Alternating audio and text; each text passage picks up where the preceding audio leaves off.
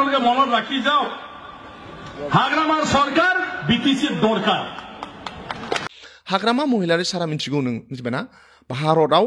गुबुन गुबुन जायगायाव 10टा बड'लेण्ड गेस्ट हाउस लुदों दा बिथांनि हिनजावा ब्लक अफिसाव साख्रि मावो टेम्परारि पार्मानेन्ट जायाखै आं खोथा होबोदों आं सरकार फैबा रेगुलार खालामना होगोन आं साख्रि मानगोना रायजो राजा आरो लोगो नोंथांमोननि थाखाय आं दिनै मोनसे गोदान भिडिअ लानानै फैदों जोंहा मानाव गेदेर आसाम आयेन आफादनि बुंथिगिरि स्पिकार बिस्वजित दैमारि सारा दिनै रोखा रोखा जोंनो खेंफोरथि होफैदों आरो बे बाथ्राया मा लोगोसे बिस्वजित दैमारि सार आरो हाग्रामा महिलारि साराबो फंसे बाथ्रा बुंदों जे जायफोरनि साख्रिया रेगुलार जायाखैमोन आं रेगुलार खालामनानै होगोन आरो फैबाय थानाय बिटिसि इलेक्शनाव थारैनो आं सरकार जामारोब्ला आं रेगुलार खालामनानै होगोन जेरैबायदि थांनाय 15 बोसोर बा 17 बोसोराव आङो बर' लाइमोनफोरजों लोगोसे गुबुन गुबुन हारिनि मानसिफोरनो जेरैबायदि आङो साख्रिखौ रेगुलार खालामना होदों थिग बेबायदिनो फैबाय थानाय बिटिसि इलेक्शनाव आङो सरकाराव फैयोब्ला आं गासैबो बर' सेंग्रा बा बर' रायजो राजाफोरजों लोगोसे गुबुन हारिफोरनि मावथिफोरखौ आङो साख्रियाव रेगुलार खालामनानै होगोन फारसेथिं जोंहा कास्टम बसुमतारी साराबो दिनै बुंदों जे 17 बोसोराव हाग्रामा महिलारि सारा बड'लेण्ड गेस्ट हाउस 10टा लुनो हादोंब्ला प्रमद बर' सारा दिनै 5 बोसोराव मानो मोनसेबो बड'लेण्ड गेस्ट हाउस लुनो हायाखै बे बाथ्राया बे भिडिअनि गेजेरजों बेरखांदों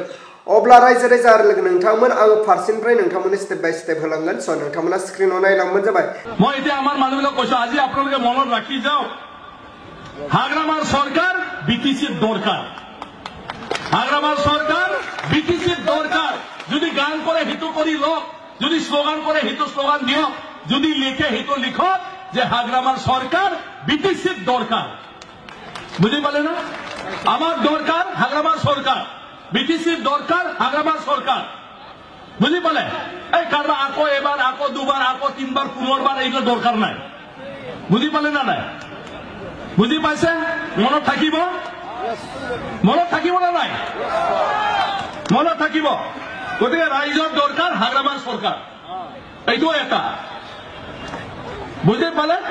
রাইজৰ দরকার आरो जोंहा कास्टम बसुमतारीया मा बुंदों जे हाग्रामा महिलारिया भारताव 10टा बड'लेण्ड गेस्ट हाउस लुनो हादोंब्ला दिनै प्रमद बर'आ मानो बे 5 बोसोराव मोनसेबो बड'लेण्ड गेस्ट हाउस मानो लुनो हायाखै होननानै दिनै सोंथि खालामदों आरो रायजोफोरनि गेजेराव जे खेंफोरथि लाबोदों थारैनो बाथ्राया सैथो दिनै सिगांनि समाव जेब्लानाखि हाग्रामा महिलारि सारा 17 बोसोर बियो सरकार सालायदों थिग दं बियो नाथाय 5 बोसोराव बिथाङा अफिस बायदिसिना लुनायावनो बिथांनि समा ओरैनो थांगारदोंमोन होननानै दिनै हाग्रामा महिलारि सारखौ जा कास्टम बसुमतारी सारा बुंदों अबियसलि नंगौ रायजो राजा आरो लोगो नोंथांमोन बै समाव जे गोदोनि समाव जेबो गैयामोन होननानै जों नुनो मोन्दों बा खोनानो मोन्दों जे बिटिसिआव बा जोंनि बर' ओनसोलाव बा बड'लेण्डआव जेबो गैया होननानै जों नुनो मोन्दों आरो खोनानो मोन्दोंमोन बै समावनो हाग्रामा महिलारि सारा जेब्लानाखि सरकाराव फैदों आरो बे सरकाराव फैनायाव 5 बोसोराव बिथाङा गोबां खामानि मावदों 5 बोसोराव गिबियाव बिथाङा अफिस बायदिसिना लुनायावनो बिथांनि दिना थांदों आरो लस थांदों होननानै हाग्रामा महिलारि सारखौ कास्टम बसुमतारी सारा बुंदों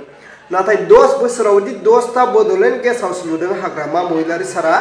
नाथाय प्रमद बर' सारा 5 बोसोराव मानो बड'लेण्ड गेस्ट हाउस मोनसेबो लुनो हायाखै होननानै दिनै कास्टम बसुमतारी सारा सोंथि खालामदों अब्ला रायजो राजा लोगो नोंथांमोन जे कास्टम बसुमतारी सारा दिनै बड'लेण्ड गेस्ट हाउसजों लोगोसे गोबां बाथ्रा बुंलांदों स' नोंथांमोना स्क्रिनाव नायदो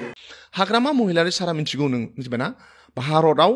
गुबुन गुबुन जायगायाव 10टा बड'लेण्ड गेस्ट हाउस लुदों कार्बि आंलंआ 1953 आव अट'नमास काउन्सिल मोनदों जों 2003 जोंनि बेसेबां सिगां नर्थ इस्टआव गासै 6 सिडुल मेरला दङ बिथांमोनहा दिनैसिम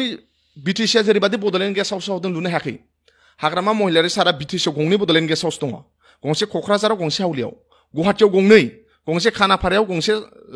मा होनो मोनसे आरो गुवाहाटियाव मोनसे दंबावो वेस्ट बेंगलाव गंनै कलकातायाव मोनसे आरो सिलिगुरियाव मोनसे दिल्लीयाव गंनै चेन्नाइआव नोंथाङा खोनागोना खोनायाखै मोनसे हस्पिटाल दं चेन्नाइनि मा होनो हस्पिटाला एप'ल' हस्पिटाल खाथियाव चेन्नाइआव जाहाथे बेमार आजार नायजानो थाङोब्ला जोंनि बिटिसिनि मानसिफ्रा बड'लेण्ड गेस्ट हाउसआव लुहैनो थाखाय बेंगलराव हा बायनानै दोनदों बड'लेण्ड गेस्ट हाउस लुनो थाखाय डिमापुराव हा बायनानै दोनदों आरो गुबुन गुबुन जायगायाव हाग्रामा सारा हा बायनानै दोनदों बड'लेण्ड गेस्ट हाउस मानि थाखाय नांगौ जोंनि मानसिया दिल्लीयाव थाङोब्ला एडमिसननि थाखाय थाङोब्ला जाहाथे बड'लेण्ड गेस्ट हाउसआव थाहैनो हायो दा दिनै बड'लेण्ड गेस्ट हाउस डेभेलपमेन्ट लुदों नङा होमबा हाग्रामा महिलारि सारनि गेजेरजों CIT माने मा इन्जिनियारिं कलेज नङा होमबा IIT बिदिमोन जोङो भारत सरकारा मोनसे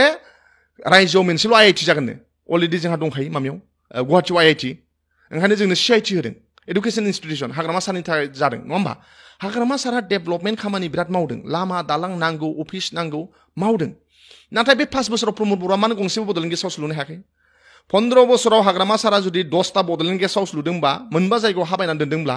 प्रमोद बर'आ बे 5 बोसोराव मानो गंसे बड'लेण्ड गेस्ट हाउस लुनो हायाखै नङा होमबा हाग्रामा सारा जुदि मा होनो क'क्राझार मेडिकेल कलेज लुनो हादोंब्ला प्रमोद बर'आ मानो लुनो हायाखै दा ओंखायनो आं सानदों हाग्रामा महिलारि सारा जथेस्थ' बै समाव गोदानमोन अफिस लुनायावनो सम थांदों 5 बोसोरा BTC जाजेननायाव बेनिफ्राय उनाव डेभेलपमेन्टखौ बेसेबां हायो मावदों नाथाय बे 5 बोसोराव गंसेबो गोदान बड'लेण्ड गेस्ट हाउस लुवाखै गंसेबो गोदान कलेज लुवाखै गंसेबो गोदान इउनिभारसिटि लुवाखै गंसेबो गोदान लामा लुवाखै नोंथाङा मिन्थिगोना मिन्थिया आइ दैमा दङ चिराङाव आइ दैमायाव हाग्रामा महिलारि सारा रुरेल एरियानि लंगेस्ट ब्रिज रुरेल एरियायाव इन्डियायाव गामि ओनसोलाव बयनिफ्राय गोलावसिन दैमानि सायाव दालां आइ दैमानि सायाव हाग्रामा दालां जायखौ दैजिं फेस्टिभेल जायोब्ला हाग्रामा दालां होनदों हाग्रामा दालां गंसे नङा गंनै लुदों दा जों प्राउड खालामो मानाव गेदेर हाग्रामा महिलारि सारनि सरकार समाव हाग्रामा महिलारि सारा बड'लेण्ड ओनसोलाव रुरेल एरियायाव लंगेस्ट ब्रिज लुदों प्रमोद बर'आथ' लुथोंमोन ना मानो लुवाखै ओंखायनो आं सानो जथेस्थ' 70 बोसोराव हाग्रामा महिलारि सारा जेरैबायदि सुबिदा मोन्दों जेरैबायदि गाव हायो केपासिटि लुदों आरो एबार सरकार फैयोब्ला जों बेनिफ्राय आरो बांसिन लुबावगोन आरो जोंहा बुंदों दायो हाग्रामा महिलारि सारा जायफोरनि साख्रिया रेगुलार जायाखै बेखौ आं साख्रियाव रेगुलार खालामनानै होगोन फैबाय थानाय BTC इलेक्सनाव आं देरहायोब्ला जेरैबायदि आङो थांनाय सरकार थानाय समाव जेरैबायदि आङो साख्रिखौ रेगुलार खालामनानै होदों BTCआव थिग बेबायदिनो फैबाय थानाय BTC इलेक्सनावबो आङो देरहायोब्ला आङो सरकाराव फैयोब्ला आङो रेगुलार खालामनानै होगोन होननानै दिनै मानव गेदेर हाग्रामा महिलारि सारा बुंदों अब्ला रायजोफोर नोंथांमोना हाग्रामा महिलारि सारनि बुंनायखौ नायबानो जाबाय दिनै आङो प्रदीप रुंसारि जालांनाय प्रदीप नाथनि न'आव फैदों आरो न'खरनि मानसिजों आं रायलायदों खबर लादों खोथाफोरखौ आं शेयार खालामदों जे फैगौ 4 तारिख एप्रिलाव जितु फेयारवेल प्रेयार जागोन बिनि प्रस्तुतिया बोरै सोलिदों बेफोरखौ आं खबर लादों मोजां मोनदों जायखिया आंबो हानायमानि सहाय खालामगोन होननानै खोथा होबाय आरो प्रदीप नाथ बिथांनि हिन्जावा ब्लक अफिसाव साख्रि मावो टेम्परारि पारमानेन्ट जायाखै आं खोथा होबोदों आङो सरकार फैयोबा रेगुलार खालामना होगोन आं साख्रि बेबायदि खोथा होबोदों आरो बिनि बिमा बिफाया खोब बोरायबाय बुरिबाय आं बिसोरजोंबो खोथाखौ शेयार खालामो जे आं खबर लागोन मथथे बोराय बुरिथार मथथे बिसिनायावनो थायो जेखिजाया प्रदीप नाथ थैनायाव जोंहा गिदिर खहा जाबाय होननानै जों बुंनो हायो आरोबाव आदिबासि जाथि हिसाबै बहुद खहा जादों होननानैबो जों बुंनो हायो मानो होनोब्ला बिथाङा जितु जनजातिकरन ST इस्युखौ लानानै गोबां आन्दलन खालामबोदों आरो आदिबासि जातिखौ दैदेनबोदों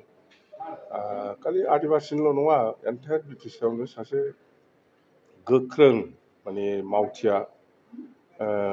दिनै गोमालांबाय माने खालि आदिबासिनिल' खोथा नङा जोंहाबो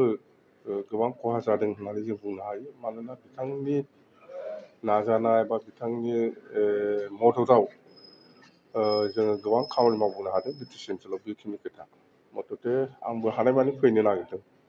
अब्ला मानव गेदेर रायजो राजा लोगो नोंथांमोना थारैनो खोनानानै बुजिखाबाय जोंहा मानव गेदेर बिसि दैमार सारा मा बुंदों लोगोसे कास्टम बसुमतारी सारा मा बुंदों हाग्रामा महिलारि सारा मा बुंखो बिनि बिसय नोंथांमोना